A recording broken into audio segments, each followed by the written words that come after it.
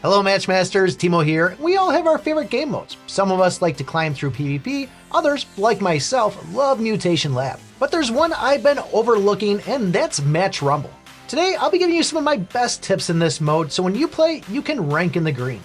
And to improve your chances even more, we'll be giving away 5,000 coins to 5 lucky winners. So make sure you like and subscribe. Match Rumble, probably one of the most intense solo challenges. And there's a lot of varieties here, from number of players, number of moves, even number of rounds. Not to mention all the different game modes.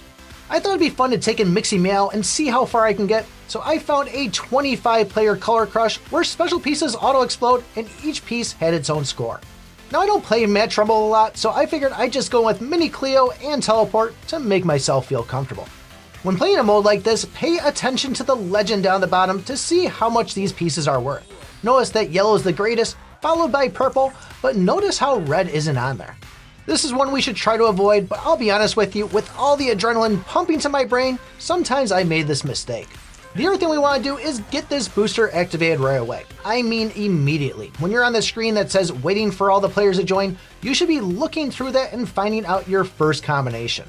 For me, it's looking for any free moves, and if I don't see any, it's going to be a Mini Cleo tossed on a blue star. These rounds last for 75 seconds, but with 5 moves, it goes by pretty quickly. My main goal after activating the booster was to get it filled back up again without spending too much time thinking. And those special tiles auto-explode will definitely help us. Obviously, I want to use up my kitty code, but if I'm spending way too much time trying to find a combination for it, I'm just going to pop again.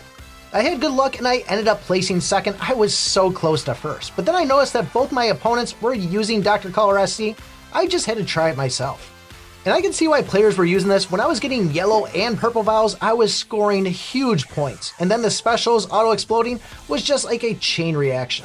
But when I was hitting those orange and greens, it just felt like it was a game of chance. Unfortunately, I didn't win on this one, and time had expired on the Match Rumble. I couldn't even try it again.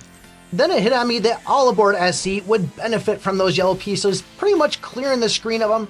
So I found myself a 65-player Rumble where all the pieces had different scores. But this one was a multiplier mushroom and bombs would fall when the board refilled. All aboard SC definitely showed his strength, from hitting all those yellows to even having the bandits on the screen from the activation before nearly made it where I was wiping out the whole screen. But maybe I didn't hit enough mushrooms or made the wrong move, because I ended up right on the edge, landed me in the red. Don't get me wrong, I really liked playing with Dr. Color SC and Mixy Meow, but all aboard SC just felt so strong that I just had to go find myself a different Rumble and give it another shot. Now before we show you that one, let's give you away some coins. Also, I'm going to need you to like and subscribe.